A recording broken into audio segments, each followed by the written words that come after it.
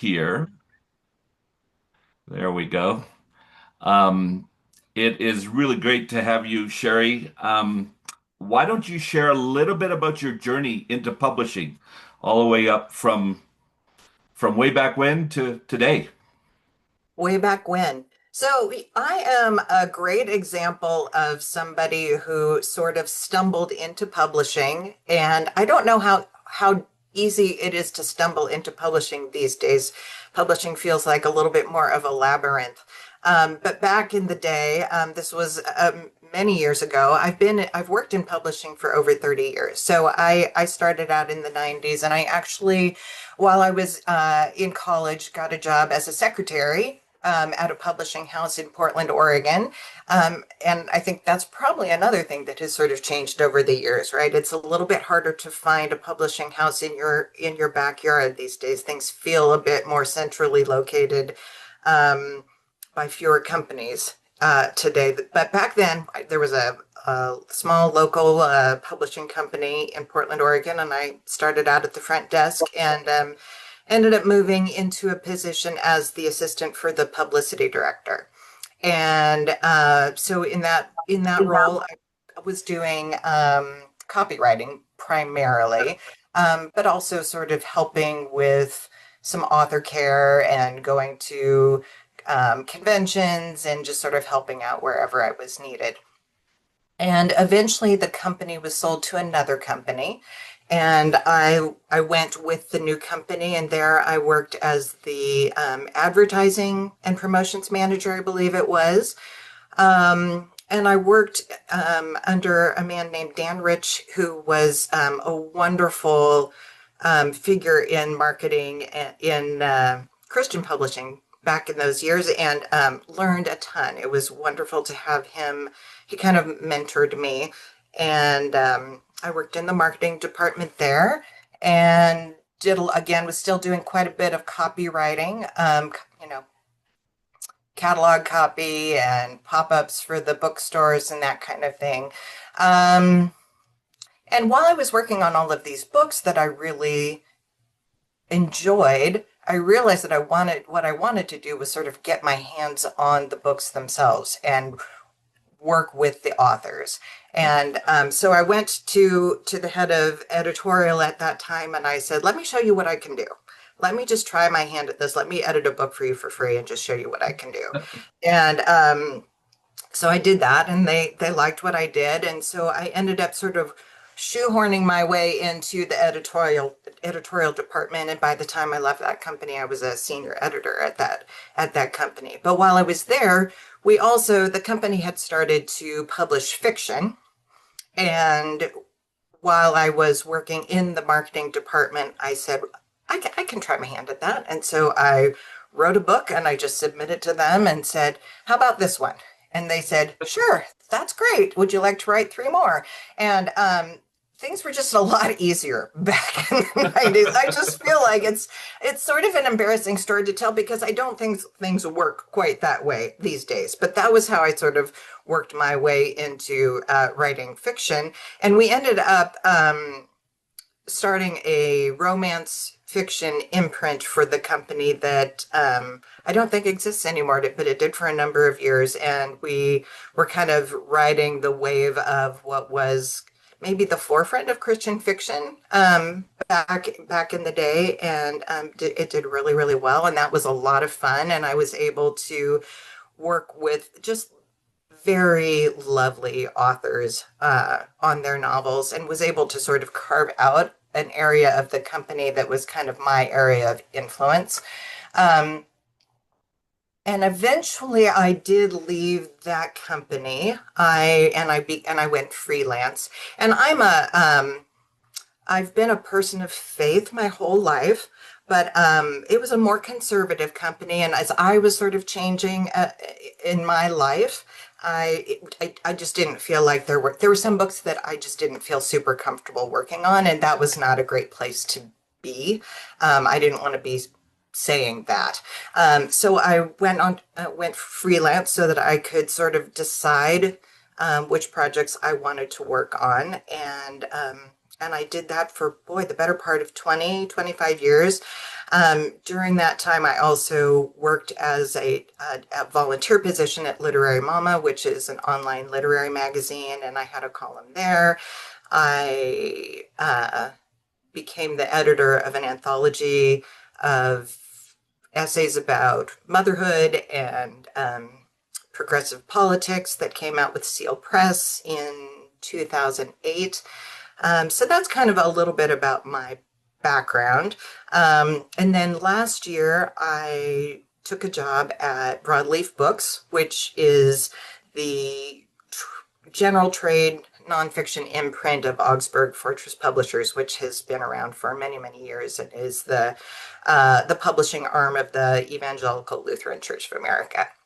So I have found a place that is a really good fit for me in terms of my progressive faith. It feels like a place where I belong, and I feel really excited about all of the books that we're working on. I get to work with really lovely people, and this is the first time in my career, 30 years in, where I'm in an acquisitions position, and I'm able to actually not just choose the projects that I work on, but really champion people who I believe in them and I believe in their message, and be able to sort of build more long-term relationship with authors than I've been able to in the past. And as a freelancer, my position was more of coming in as almost as a book doctor sometimes, or just as a freelance editor where I would come in for one particular job, and usually the author was still working with their acquisitions editor. So this is a much more relational position for me, which I'm having a lot of fun with. Getting to work with folks like Don. Well, and before we get too far away from rom-com, um, lest we get into a rabbit trail, you have been writing fiction. Tell us a little bit, give us a little sneak peek of this epic Um, book that you have been working on whilst acquiring. whilst acquiring. So for the last few years, I have been working on a project that is, boy, it is the one that is the project that is really, really close to my heart, that I feel like I have sort of spent my whole life building up to. But it is a it is a complicated book, but it is indeed an epic novel based in the Russian Empire in the 1800s, and it follows the journey of a rusalka, which is a Russian mermaid, essentially. And they're sort of like the Rusalkas are sort of like sirens, right? Like sirens sing men to their deaths, and Rusalki tickle men to their deaths. So this is a violent creature who sort of is born into the world, and then it over the course of the novel she sort of discovers her humanity, and then alongside that storyline is the story of a young woman who it is based on a real life historical figure named Sofia Perovskaya, and she was the female revolutionary who was responsible for directing the assassination of Alexander II in 1881. And so she's a very normal human woman who over time moves toward violence. So I'm really the book itself was born in part because I was really interested in this question of why do good people choose violence? What makes people feel desperate enough that they turn to violence as a seemingly reasonable solution, and what is the sort of despair underneath that, and what kind of healing is possible. So those were the stories. Those were sort of the themes that I was thinking Yeah, about as so I was that's writing that. clearly not an Henry wannabe. It's not a rom-com. It's not a rom-com, although there is some humor in it, I would say. So you marketing, writing, editing, which do you prefer and why? I mean, I would say so. Marketing is pretty. It's in my DNA because I started there, and so when I'm editing, when I'm acquiring, I'm always sort of thinking with marketing in mind. But it's the furthest removed for me. It's sort of in my foundation, but it's not what I spend a lot of my time on these days. But what I do spend a lot of my time, most of my time editing, and I think it's my favorite in terms of maybe professionally and in terms of community. I feel like I love coming alongside other writers and helping them to to see what's really wonderful in their work and help them to um, make what is already great even clearer. I really enjoy the relational aspect of that. And then personally, I think writing is, that's sort of a sacred space for me, and that feels really important to me. So I don't know that I can choose writing over editing or editing over writing, but they both serve really important purposes in my life, and I feel really excited about both. And I would say, Sherry, because you're a writer, and in fact, that marketing really informs how well you can serve a writer, because you know what it's like to write. So let's segue to, as you've dealt with writers in various capacities, and now as an editor, acquiring editor, what is probably one of the biggest challenges you face when working with a writer? Just in getting the book to life, come to life, Hmm. and frankly go to print. Hmm. I'm not sure that I would call it a challenge so much as in the sense that what's challenging in working with writers is the same thing that's challenging about myself, which is maybe the idea of ego and insecurity. I think as writers, it's really easy to sort of hope that someone else will come in and sort of give you the stamp of approval. I experience that as a writer. I want other people to read my work and to say, yes, it's good. And I think if a writer feels some insecurity around their work, it can make the writer a bit more defensive about the editorial process. And so I think just coming in, the writers who feel the most confident in their work are usually the most open to the process of editing and to making a project better. And I would say that most of the writers that I work with do have that confidence and do um, you know, feel very open to the process. But I think where it becomes where it becomes challenging is if someone worries that the editorial process means that there's something wrong with the work. And so I think just the writers who are the strongest and the most sort of um, self-confident are the ones that kind of are able to get the most out of the process.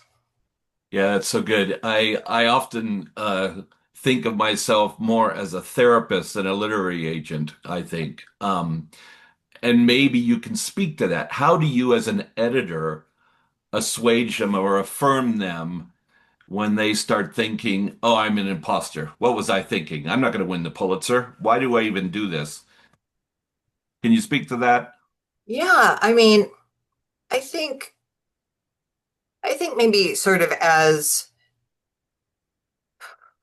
how do I want to phrase this? I think there's an idea that many of us pick up on that a book has to sell a certain number of copies or it has to hit a certain list to be good. And I think that's part of what's problematic about that is, of course, we're giving away our power, right, to elements that are beyond our control. And today, it is harder to make a list. There's just more. There are more books out there. So it's harder and harder to sort of achieve the goals that maybe were set in an earlier generation. And so really just recognizing that the message that you have matters, the story that you have to tell matters, um, and just holding on to that belief and not attaching that to a particular outcome or to particular numbers feels really, really important and can sort of assuage, sort of let some of that anxiety, right, out of the out that is building. Um, and yet at the same time, that belief, the belief is really important, and you want to hope and do everything you can to make the book a success. There's a lot of work that goes into promoting your book once it's done.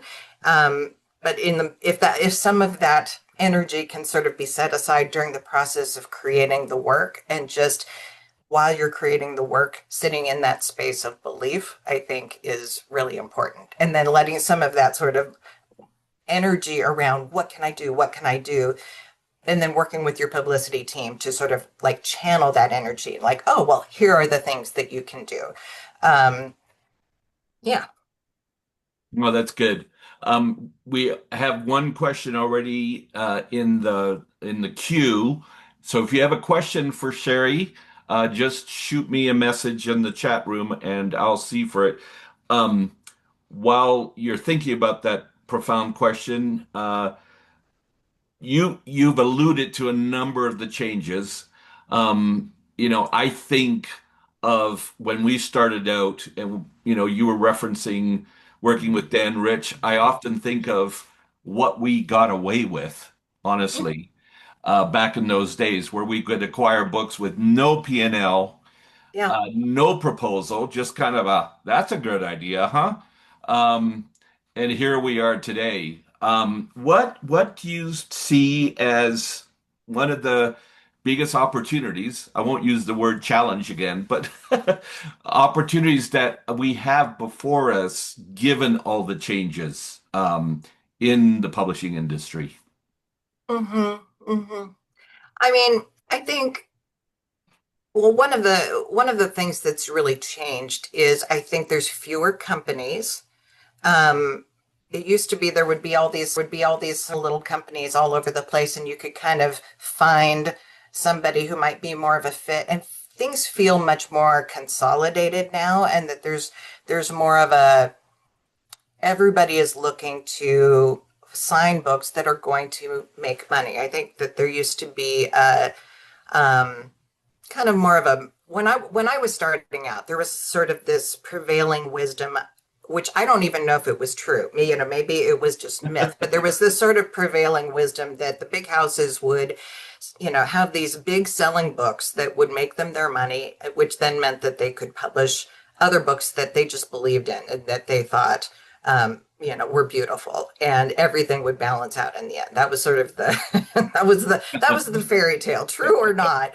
Um, and I Yeah. think today there's much more of an expectation that a book needs to sell, which is can feel like pressure, but I think is a really I think it can serve the books really well, because there is this sort of team effort to let's take this message that matters and let's put it together in a way, in a package, everything from editorial to the design to the publicity plans. Like, how do we actually make this work and get this into the hands of the people who need this message, and do it in a way that is clear and understandable, and we are going to address any sort of stumbling blocks that could get in the way of the reader receiving this message. I think it puts more responsibility on the publishing house to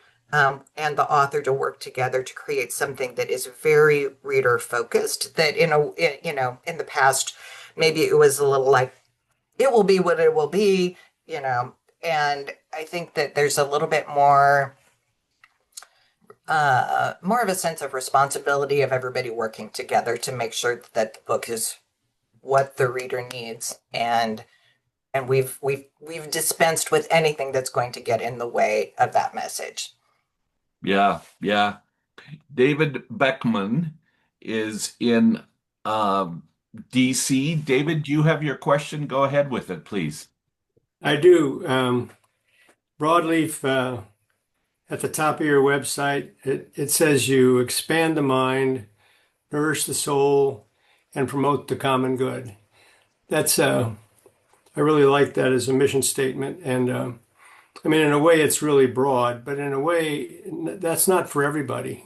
That's not what everybody's looking. So, who do you find what kind of people are looking for books that expand the mind, nourish the soul, and promote the common good? And how do you get to them? Hmm.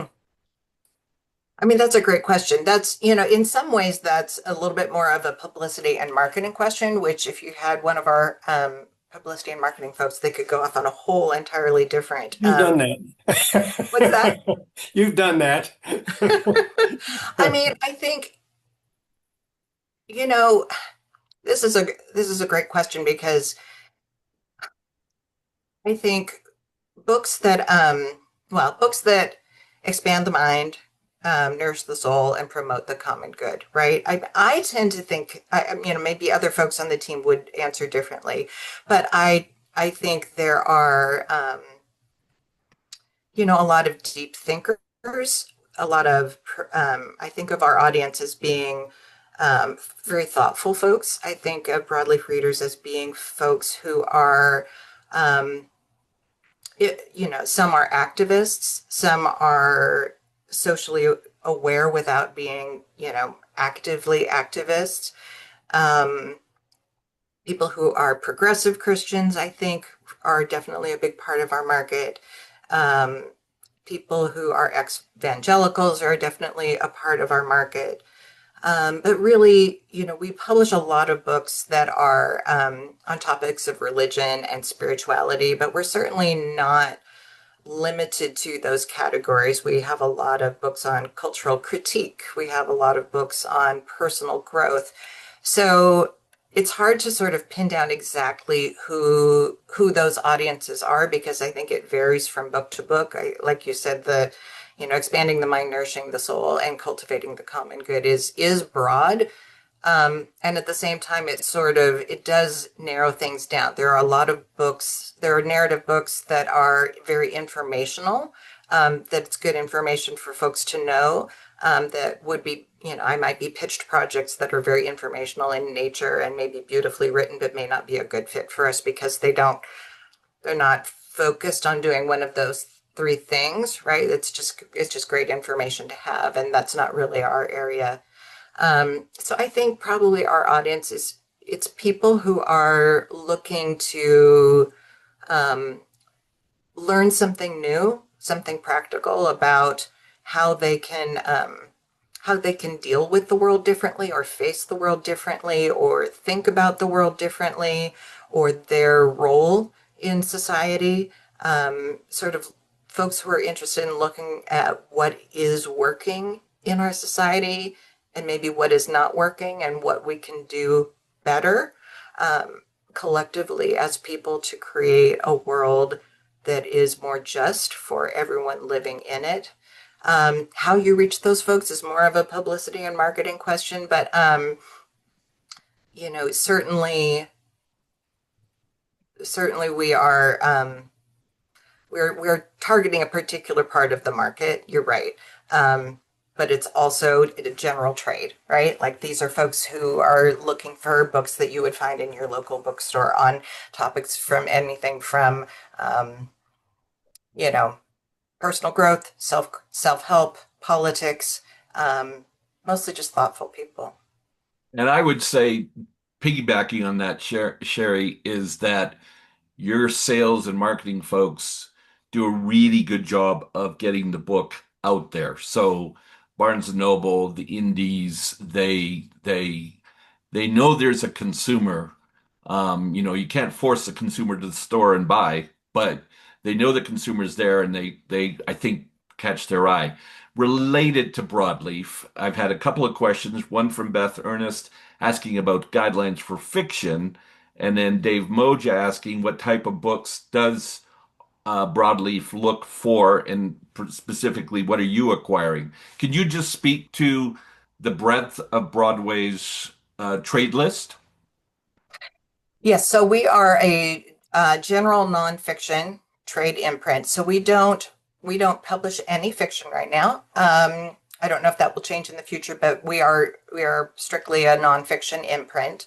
Um, And as far as what we are looking for, really it is, books in the spiritual, progressive, spirituality and religion, social justice, personal growth, cultural critique, and really looking for books that are that have some sort of practical element to them, meaning again, I'm kind of just circling back around to the sort of comment I made about the informational books. Books that are informational are great, but we're looking for things that give the reader a different way of looking at the world or a different way of coping with the world, something practical, or even if that practical piece is a new way of thinking.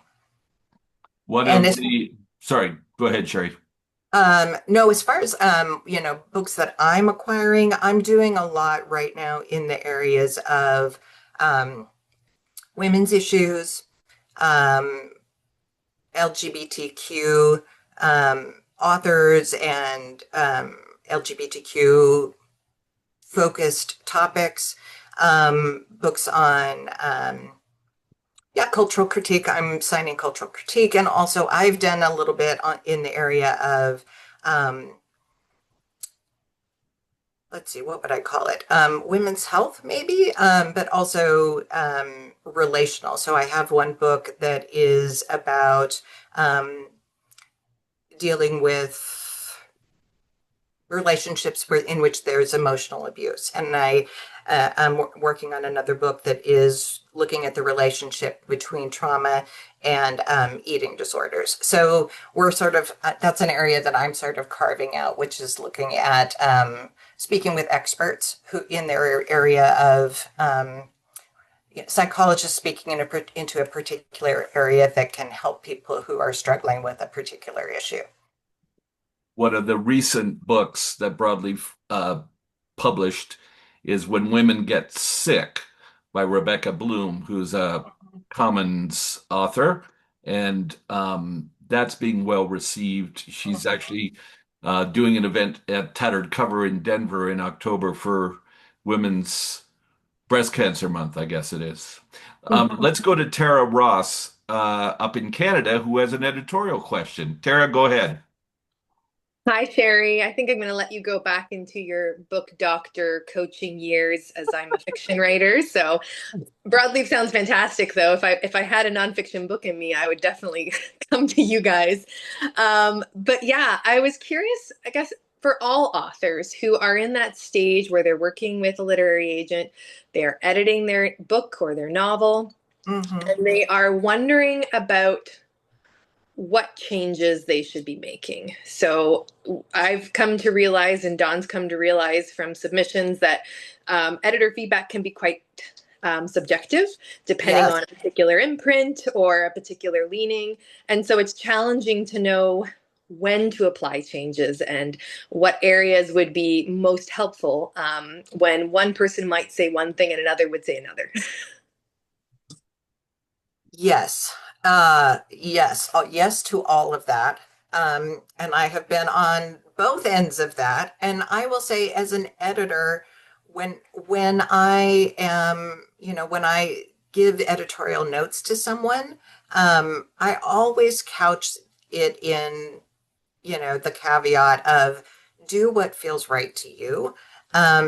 If you receive feedback that you say, okay, well, I can see how that would be helpful, but I don't love it. I can see how it would be helpful in terms of making a sale because it's going to make it fit the market better or something like that, right? But it's not my vision. Sort of listening to that inner voice that tells you then it's just not going to feel like my story anymore. Listen to that voice, but you're right. Everything is very subjective, and know that, if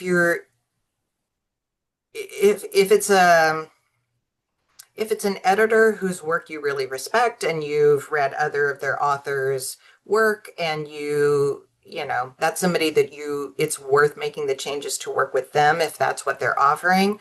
And it doesn't feel like it's going to take the shine off your beautiful, shiny penny, then go for it. But I think it's also okay to just sort of say this isn't a fit, and maybe put the book in, if it's not selling immediately, to put it in the back pocket and move on to the next one and pull it back out. Not saying put it in the back pocket and forget about it, but sometimes it can take finding a different book with a different hook to land the editor and then build that relationship.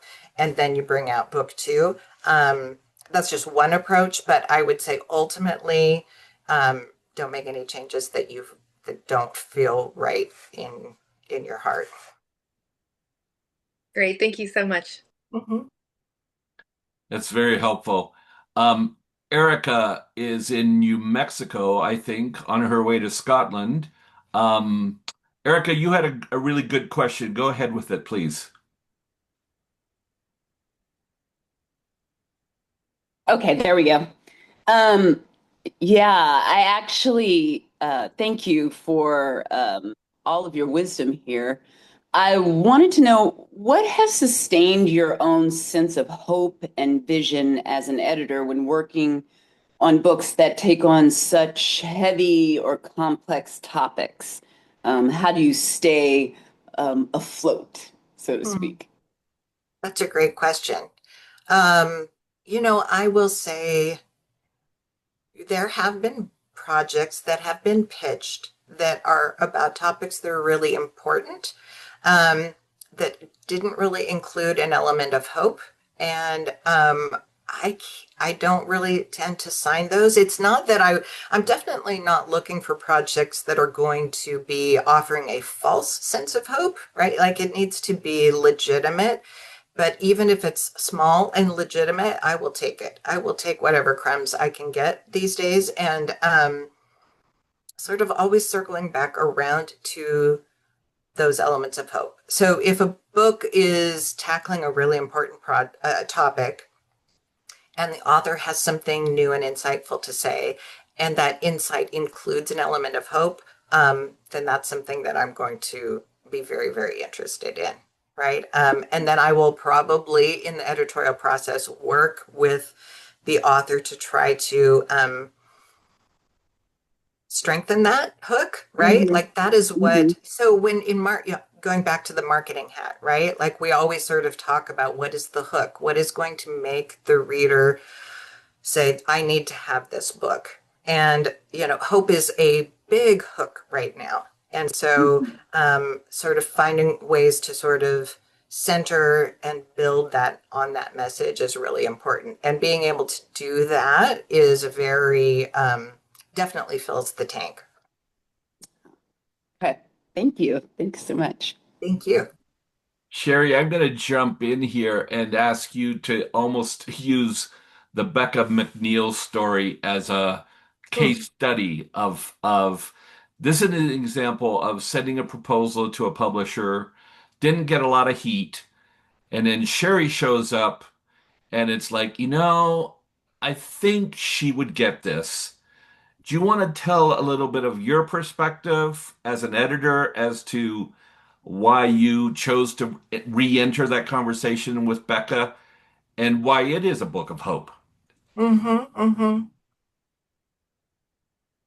Yeah. So to put on my 1 year ago hat, and think back. So a year ago, I started at Broadleaf, and Dawn was my first call as I was reaching out to literary. Actually, I think Dawn, you reached out to me first. We sort of overlapped. Um, and as we were talking about what I was looking for, I basically kind of in my list of things that I was looking for, Don said, well, gosh, that sounds a lot like one of my authors. We've already submitted this proposal. I'm not trying to do an end run, but is this the kind of person that you would want to sign? And Becca is a journalist living in Texas, and she had she writes a lot on the issues that are happening for women in Texas, right? Which includes everything from, it includes a lot, and some of her stories have to do with some of the health ramifications for women following the more recent changes to laws regarding abortion rights in Texas. And I said, yes, that's absolutely something that I'm interested in. So I looked at the proposal and said, okay, this, I'm trying to remember, Don, it's been so long. I'm trying to remember what was in the original proposal versus what we ended up with. But, Becca was very much tapped into some really key issues regarding health and safety for women. She had a wonderful hook, a wonderful title. Can we say it, Don? I'm not even sure Yeah, if we're allowed. it was called In the Country of Younger Women. Yes? Or no country for young women. No So Country for Young Women. There we yeah, go. Yeah, yeah. playing off of the Cormac McCarthy title, right? And that was such a vivid, you know, it's such a vivid phrase, and it really taps into, I think anybody who hears that title sort of initially gets a sense of what that has to do with. And so we talked and just connected about her, what she wants to write about. And ultimately, the story isn't just about what is happening and what is dangerous for women, but now what? Like what is the where do we go from here? And Becca ultimately, like, she's a journalist, and she really, part of her mission isn't, maybe not the right word, but as a parent, she really wanted to find hope. She has a daughter who's growing up, and she worries about her daughter, like what is happening in the country, and what does it mean to her daughter. And so she ended up changing the proposal. It's still, she's writing about the concerns that she has, but the proposal that we ultimately landed with, in the book we ultimately signed, is much more focused on, each section of the book focuses on an area of hope. So these things are happening, but who is doing work that is helpful and that is protecting women's health and is protecting women's rights? And who are the people who are doing good work in this time that feels very dark for women? And so we ultimately kind of circled back around to, it's not an all new book, but it does have more of the hook of hope that we needed to feel like it was a broadleaf book. Yeah, it became expansive. Rob Stennett has a question that will segue into us wrapping up here. Thank you, Shari. What is one common trait you've seen from successful authors, from the writing to editing to launch? What traits help an author find success? Mm, I think being a team player, being able to say, what can I learn from my what can I learn from my agent, what's wisdom that I can take from my agent to help me pitch and sell this book? And what can I learn from my editor? And what can I learn from my publicist? And what can I contribute to the whole process? I think being willing, seeing every phase as sort of a learning opportunity rather than as a challenge. Those are the folks that I think get the most out of the publishing journey from beginning to end, and end up on the the finished side of their book with a better book and sort of a better version of themselves, right? Like, every experience that we have in the world is giving us opportunities to learn and grow. And it just makes it a lot more fun when at every stage you're feeling like you're working with a team and someone who wants to work with you. I do think that, certainly I bear responsibility in building that kind of relationship with my authors, to say, I'm here for you. I'm here for you and your message, and to do everything that I can to help you to make your message as clear as possible. And also, it's your book, like, it's your story. So, like, there's always some give and take. I'm going to offer my authors all the wisdom that I can, and then they get to decide what wisdom they're going to accept. And just recognizing that there's some things that there's going to be wisdom that I offer that doesn't resonate. I don't have a problem with that, and as long as they don't have a problem with me offering some wisdom that they may disagree with, as long as we feel like we're on the same team together, it's win-win. Yeah, that's good. You are looking at a gallery of people, of writers, who are some starting off, looking to get that elusive contract. Others are on book 6 or 7. What words of encouragement, as both a writer or an acquisition editor, would you give to a writer today? I think, the advice starts in a place that is just recognizing the truth, which is that the publishing market is really hard right now.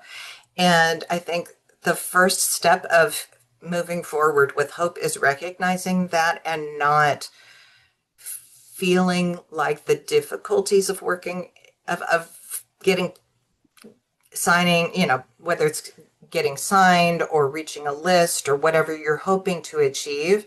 Um, I think it's very easy to feel concerned that if that doesn't happen in an expected time period, that there's something wrong. And I think just being able to lay down expectations of what needs to happen for me to feel okay about myself or about my work, like being able to set that aside, if you can set that aside and recognize that publishing is a long game. It is a long game for everybody. And just knowing that that is the animal that we are dealing with, and it is no reflection on you. And then to just, with that acknowledged, say, okay, I'm in this for the long haul. I'm in this for not just to get this particular deal or to achieve this particular goal, but I'm in this to become a better writer. I'm in this to become a better communicator. I'm in this to build my network. I'm in this to learn things about, I have this one thing that I'm good at, or these two things, or these three things that I'm good at. But going through this process is going to teach me about other areas that I am not naturally good at. And I accept all of that and want to learn. I think um, that you will end up going through this process and come out with wins on the other side. And it may not be the exact goal that you're hoping for, but it will be something. And then maybe you start with the next project and you are better positioned than you were with the last one. So I feel like everything is a win. It just might not be the win that you expect, but the win that you expect may happen in a way that you don't expect, at a time you don't expect. Like, all of the goals are good, all of them are worthwhile. But also just knowing that this is a crazy business and things rarely unfold exactly the way we think they're going to, and being okay with that. And it's gotten crazier. It just gets crazier every day. There's always something new happening. Yeah, yeah. Thank you, Sherry. I say to many an author, hey, we're doing fine wine here, not Kool-Aid, so it could take a while. And I know looking at some of you, it has taken a while. And anyway, thank you for joining us today. Thank you, everyone, for giving your time. I try to respect the 45 minutes. Not because I have to go to a cut and color, but because I know you're all busy and appreciate you all. Next month's guest is Leif Enger. If you're familiar with him, he's written some wonderful novels. He will be joining us. Again, Sherry, such a good friend over the years. Thank you for joining us. Thanks, everyone. Have a great day. Thank you all. So good to see you.